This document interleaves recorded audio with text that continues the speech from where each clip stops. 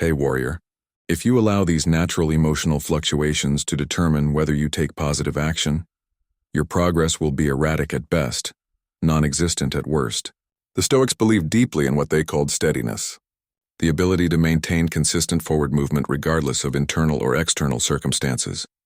Marcus Aurelius, who had to maintain his philosophical practice through wars, plagues, family tragedies, and enormous political pressure, wrote extensively about the importance of showing up consistently rather than dramatically. Discipline from a Stoic perspective is not about how intensely you can perform when you feel like it. It's about how consistently you can show up when you don't feel like it. It's not about hitting one massive achievement when you're inspired. It's about taking one small step forward every single day, regardless of conditions. Just as water carves through solid stone, not through force but through persistence, disciplined daily action carves a new future for you through consistency rather than intensity. This principle has profound implications for how you approach personal change. You may never feel completely ready to start that business, write that book, have that difficult conversation, or make that significant life change. Most people use this feeling of not being ready as justification for delay. But the Stoics remind us that the only perfect time for positive action is now, in this moment, with whatever resources and knowledge you currently possess. Life is unpredictably short and unforgiving to those who wait for perfect conditions. While you're researching, planning, and waiting to feel ready, opportunities pass, time expires, and other people with less knowledge but more willingness to act move ahead of you. Stop overthinking your decisions and over-planning your actions. Start acting with the information you have. Adjust based on the feedback you receive and trust that momentum will create the clarity and confidence you're waiting for. Mahatma Gandhi, whose philosophy was deeply influenced by Stoic ideals, observed that action expresses priorities. Your daily actions reveal what you actually value, not your words, intentions, or stated goals. If you truly value your future self, your potential, and your dreams, prove it through your willingness to take action when you don't feel like it. If you truly believe you're capable of more than your current circumstances suggest, demonstrate that belief through daily choices that reflect someone living at that higher level. Set what I call daily minimums, the smallest possible version of important activities that you can maintain, even on your most challenging days. These minimums serve as anchors that keep you moving forward when life gets chaotic, when motivation disappears, when circumstances become difficult. Your minimum might be 10 push-ups when you can't get to the gym, 1 page of reading when you can't focus for longer periods, or 5 minutes of meditation when you can't find more time. The goal of these minimums is not to accomplish everything through tiny actions. It's to maintain momentum and identity consistency. When you honor your minimums every day, you prove to yourself that you are someone who follows through on commitments. This proof builds the psychological foundation for larger commitments and bigger actions. Move forward regardless of your emotional state. Let your actions carry you when your feelings fail you. Trust that consistent movement in the right direction will eventually generate the enthusiasm and confidence you're currently waiting for. One day, people will observe your life and comment on how motivated you seem to be, but you will smile knowingly, understanding the truth. It wasn't motivation that created your success. It was momentum systematically built and carefully maintained, one small action at a time. Number 4. Surround yourself with builders, not dreamers. The fourth critical principle for building an extraordinary life addresses one of the most underestimated yet powerful forces shaping your destiny, the profound impact of your social environment.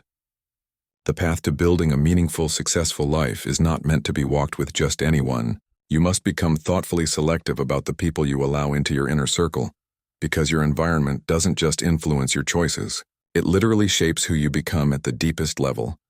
Look closely and honestly at the 5 people you spend the most time with right now. Do they build tangible value in their lives? Or do they merely dream and talk about building? Do their daily actions reflect serious commitment to growth? Or do they engage in endless planning without execution? Do they challenge you to become better? Or do they unconsciously encourage you to remain at their level of comfort and mediocrity? The ancient Stoics understood something that modern psychology has now confirmed through extensive research. You become remarkably similar to the people you consistently spend time with. Epictetus, who transformed himself from a literal slave into one of history's most influential teachers, warned his students, avoid spending time with negative people, for they increase your likelihood of adopting their level. This isn't about being judgmental or elitist. It's about recognizing a fundamental truth about human psychology and social influence. Your social circle is either watering your growth and reinforcing your highest aspirations, or it's slowly limiting your potential and normalizing mediocrity. There is no neutral ground. Every conversation either elevates your thinking or diminishes it. Every social interaction either strengthens your commitment to excellence or weakens your resolve to push beyond comfort. Consider the people around you who claim they want success, improvement, or positive change in their lives. Now observe their actual daily behaviors rather than listening to their stated intentions. Do they wake up early to work on their goals, or do they sleep late and make excuses? Do they invest their free time in learning, creating, or building? Or do they spend their evenings gossiping, consuming mindless entertainment, or engaging in activities that contribute nothing to their stated objectives? Many people say they want discipline, but they spend their social time with people who celebrate quitting when things become difficult. They claim they want financial success, but they surround themselves with people who have negative attitudes toward money, success, and achievement. They say they want to grow personally, but they maintain friendships based on shared complaints rather than shared aspirations. If you continue to keep such people close, you will unconsciously begin to accept their standards as normal and reasonable. Soon being late becomes understandable because everyone in your circle is frequently late. Making excuses becomes realistic because everyone around you makes excuses for their lack of follow-through. Quitting becomes mature and knowing your limits because everyone around you has a story about why they gave up on their dreams. Without even realizing it's happening, your internal fire begins to dim, not because you lost your desire for a better life, but because you're surrounded by people who never had that fire to begin with, or who extinguished theirs years ago, and now unconsciously work to extinguish yours as well. Mediocrity loves company, and difficulty is always recruiting. To truly build your life according to your highest vision, you must strategically and systematically surround yourself with what I call builders, people who consistently take action toward meaningful goals. These are individuals who wake up early not because they have to, but because they want to maximize their day. They exercise regularly, not because it's easy, but because they understand the connection between physical discipline and mental strength. They invest in learning and skill development, not because it's entertaining, but because they're committed to increasing their value and capability over time. Builders talk less about what they're going to do and spend more time actually doing it. They discuss strategies, share resources, and offer practical help rather than just emotional support for staying comfortable. They push forward with quiet intensity, focusing on results rather than recognition. Most importantly, being around such people naturally encourages you to raise your own standards because their consistent excellence makes your excuses feel uncomfortable and your potential feel urgent.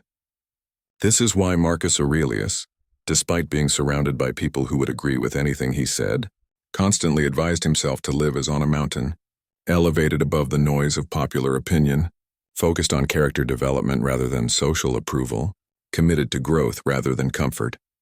He understood that even as the most powerful person in his world, he needed to maintain psychological distance from people who might lower his standards or distract him from his philosophical development. The practical application of this principle requires you to make some potentially difficult decisions about your current relationships. You need to gradually distance yourself from people who drain your energy, discourage your ambitions, or normalize behaviors that keep you from reaching your potential. This doesn't mean being unkind or making dramatic announcements about ending friendships. It simply means slowly reducing the time and emotional energy you invest in relationships that don't support your highest good. Simultaneously, you need to begin gravitating toward people, places, and environments where serious individuals gather. Attend different types of events. Join organizations focused on learning, building, or achievement. Spend your time in libraries, gyms, co-working spaces, workshops, or any environment where people are actively working on improving themselves rather than just talking about improvement. Some of you are hesitating because you're concerned that outgrowing your current social circle will leave you alone. Let me be direct. Temporary solitude is infinitely better than permanent mediocrity. The Stoics not only embraced periods of solitude, they considered it essential training for mental strength and character development. In solitude, you confront your limitations without the distraction of social dynamics. You develop your own thoughts without the influence of others' opinions. You build the inner strength that makes you worthy of attracting other strong people into your life. You cannot find high-caliber people by maintaining low-caliber habits. You cannot attract builders while you're still operating like a dreamer. The solution is not to search desperately for better people to spend time with. The solution is to become the type of person that better people naturally want to be around. Start building your own life with such consistency and excellence that other builders notice your commitment and want to connect with you. Work on your physical fitness, mental development, financial discipline, and skill acquisition with such seriousness that people who are also serious about these areas are naturally drawn to your energy and focus. Remember this fundamental truth. Genuine builders build regardless of who's watching or applauding. They don't need constant encouragement or social validation to maintain their commitment to excellence. If you want to transform your life and attract other people who are also committed to transformation, you must first become someone who builds consistently whether anyone notices or not. The quality of your life will ultimately be determined by the quality of the people you choose to walk alongside. Choose people who challenge you to grow rather than comfort you in staying the same. Choose people whose actions inspire you rather than whose words entertain you. Choose people who are building something meaningful rather than people who are just passing time. Number 5. Stop consuming to escape. Start learning to evolve. The fifth transformative principle addresses what may be the most widespread and limiting habit in modern society: mindless consumption as a form of emotional escape. We live in an era of unprecedented access to information, entertainment, and distraction, yet most people use this access not to grow or evolve, but to avoid the discomfort of confronting their own potential and taking responsibility for their lives. Observe your own patterns honestly. When you scroll through social media for hours, binge-watch entire seasons of television shows, eat emotionally beyond physical hunger, or consume endless streams of news and entertainment, are you genuinely growing as a person? Or are you running away from the psychological discomfort that comes with building something meaningful with your existence? The ancient Stoics, living in a world with far fewer distractions but the same human tendencies toward avoidance, understood that consuming without clear intention is a subtle form of self-limitation. Seneca, who had access to all the luxuries and entertainments that Roman wealth could provide, wrote, "We suffer more often in imagination than in reality."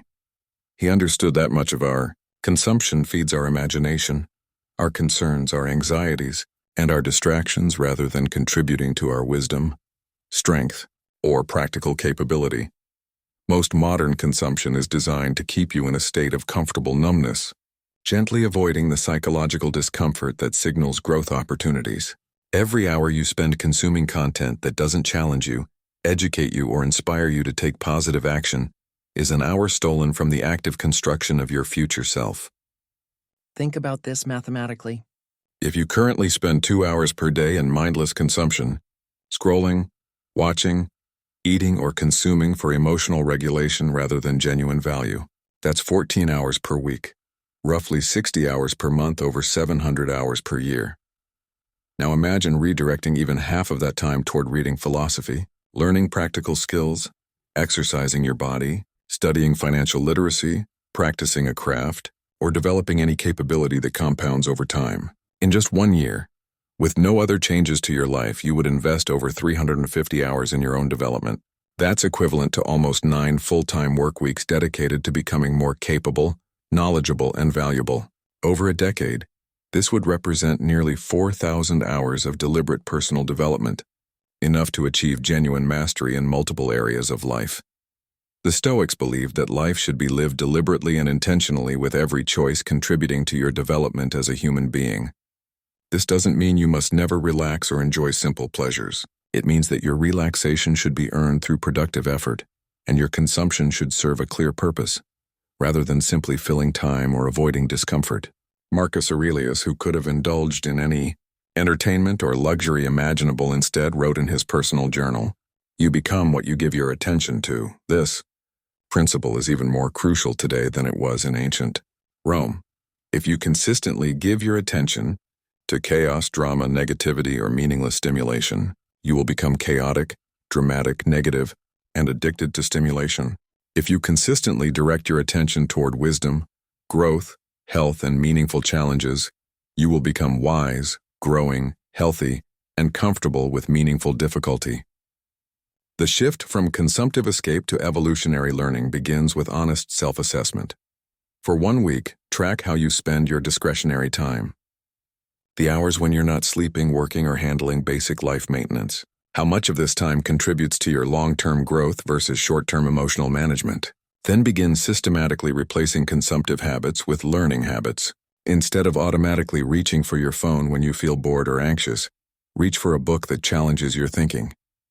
Instead of watching random videos or scrolling through social media, watch educational content that teaches you practical skills. Instead of consuming news that makes you feel informed but powerless, study subjects that increase your actual capability and influence.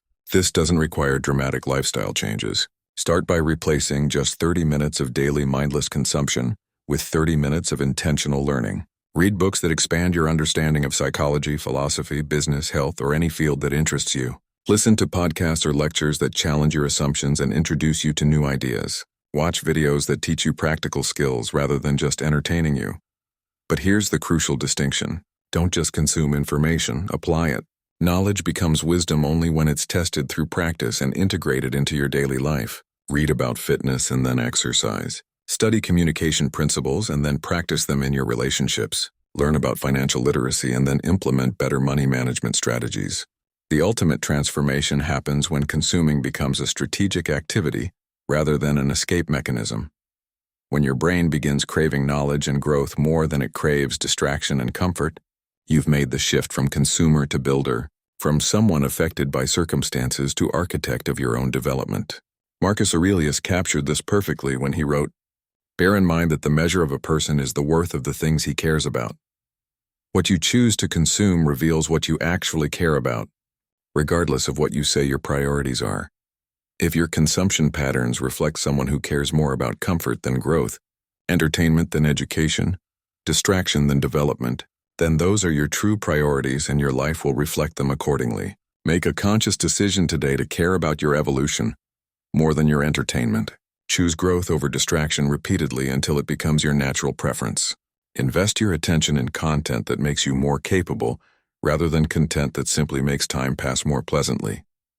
Your future self, the person you could become through disciplined, intentional development, is depending on the choices you make right now about how to use your most precious resource, your attention. Drop this affirmation in the comments. I consume wisdom, not distractions. Number 6, master boredom. That's where greatness is built. The 6th principle for building an extraordinary life addresses one of the most overlooked yet critical factors that separate those who achieve lasting excellence from those who remain perpetually average, the ability to not just tolerate but actually master boredom. Most people never build anything truly significant in their lives, not because they lack intelligence, resources, or opportunities, but because they cannot handle one fundamental requirement of all meaningful achievement: the extended periods of unglamorous, repetitive, seemingly boring work that excellence demands. In our hyper-stimulated instant gratification culture, boredom has become something to be avoided at all costs. The moment people feel understimulated, they reflexively reach for their phones, turn on entertainment, seek social interaction, or find any distraction that provides immediate stimulation. This creates a psychological dependency on constant novelty and excitement that makes sustained focus on long-term goals nearly impossible. Marcus Aurelius, who had access to all the stimulation and entertainment that the Roman Empire could provide, instead chose to spend his time in philosophical reflection and character development. He reminded himself daily, it is not death a person should fear, but never beginning to live. Yet beginning to truly live in the deepest sense often looks remarkably boring to outside observers. Early mornings spent in solitary reflection, hours of repeated practice on fundamental skills, long periods of quiet focus on important but unexciting work. Predictable routines maintained consistently over years. This is where genuine greatness grows. Not in moments of inspiration or excitement, but in the still unseen slow accumulation of expertise and character that comes from doing what needs to be done when nobody is watching and nothing feels particularly exciting about doing it. Look at any person you genuinely admire for their achievements, skills, or character. Their daily reality, stripped of social media highlights and public recognition, is largely structured, disciplined, and repetitive. They don't chase constant excitement or novelty. They don't need every activity to feel stimulating or entertaining. They understand something that the majority of people never learn. What feels boring today will compound into capabilities so extraordinary that others will eventually call the results destiny or natural talent. The modern world has created an entire population that is psychologically addicted to stimulation. This addiction makes sustained focus on any single activity feel uncomfortable after just a few minutes. It creates what researchers call continuous partial attention, a state where you're always somewhat distracted, always seeking the next source of stimulation, never fully present with whatever you're currently doing. This stimulation addiction is devastating to your potential, because mastery in any field requires what psychologists call deliberate practice, focused, repetitive work on specific skills over extended periods. It requires you to stay engaged with activities that may feel boring, difficult, or frustrating long enough for compound effects to create breakthrough results. But here's what most people misunderstand about boredom.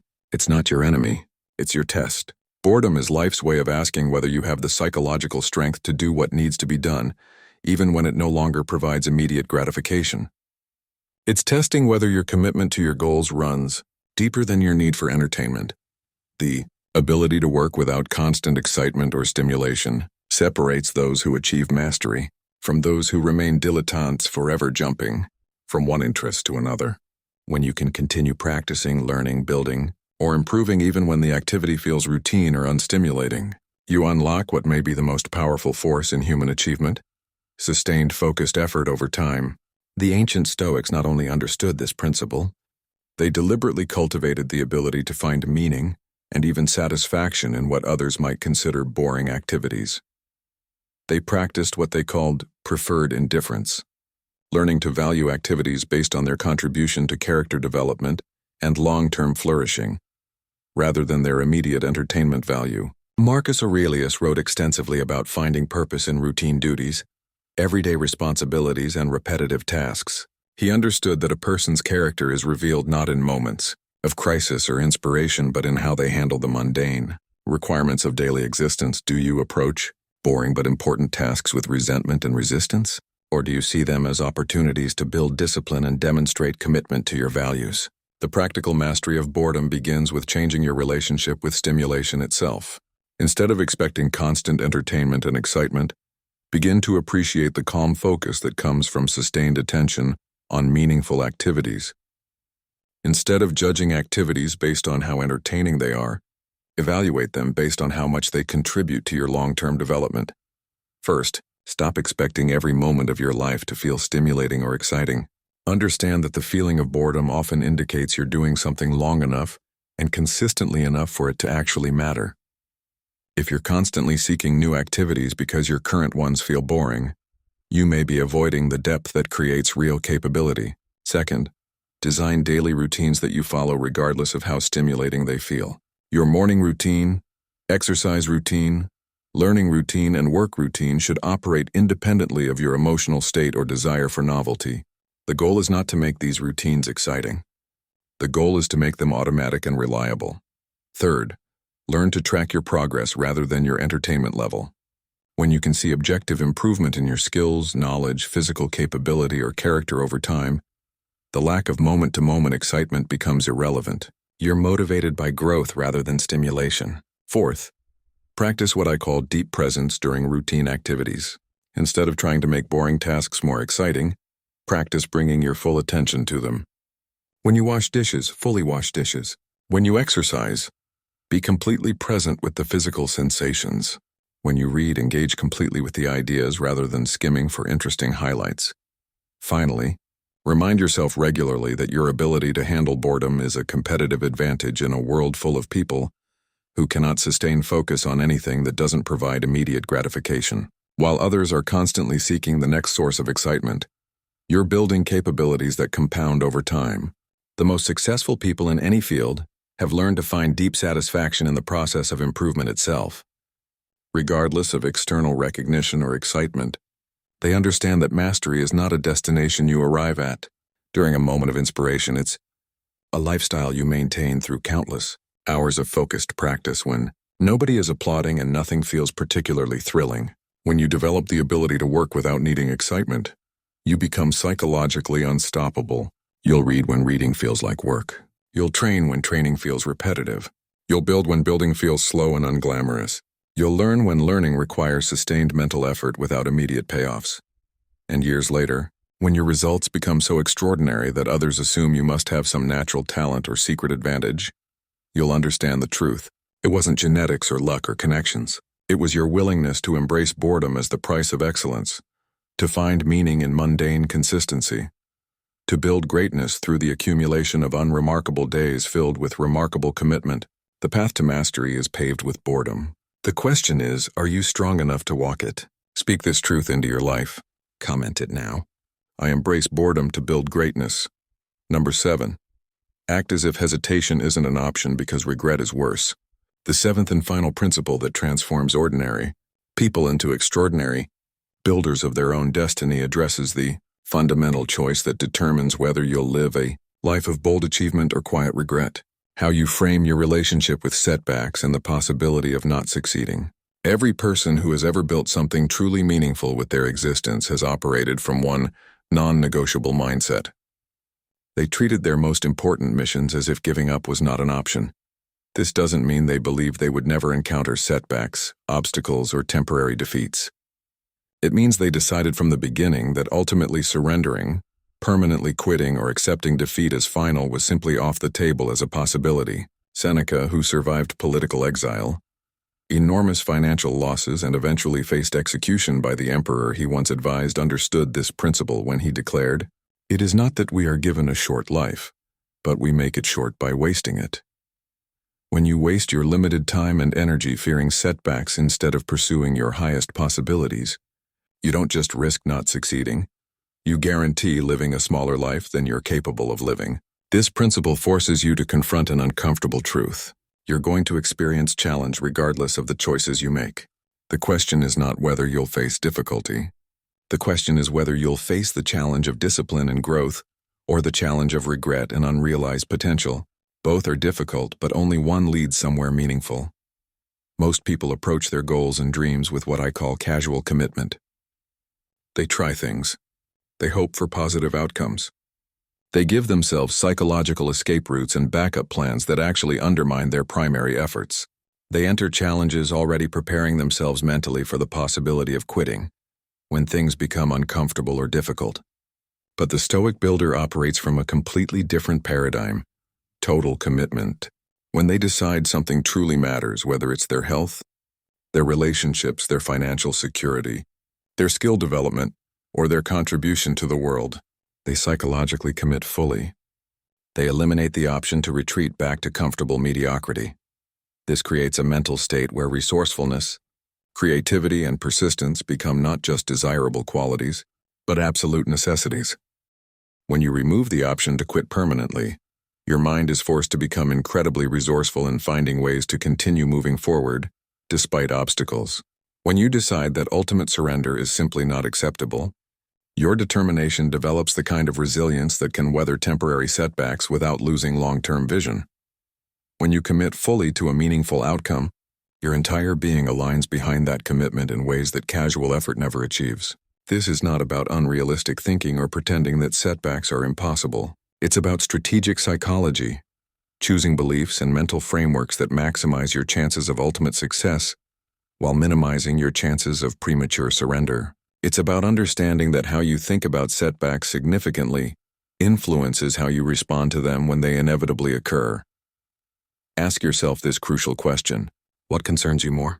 The possibility of not succeeding at something important, or the certainty of living with regret about things you never seriously attempted? For most people, when they honestly examine these two options, the answer becomes clear. Setbacks, even significant ones, are temporary and often educational. Regret is permanent and purely limiting. Setbacks can teach you valuable lessons about strategy, timing, preparation, or approach. They can build character, resilience, and wisdom. They can redirect you toward better opportunities that you wouldn't have discovered otherwise. Setbacks can motivate you to develop skills and capabilities you wouldn't have needed if everything had been easy. Regret, by contrast, teaches you nothing except how it feels to avoid taking the risks that could have transformed your life. Regret builds nothing except a growing sense of what might have been if you had been braver, more committed, more willing to endure temporary discomfort for long-term gain.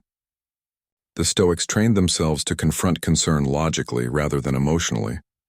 They would systematically examine their worries by asking, what is the worst realistic outcome if I pursue this goal aggressively and don't achieve it?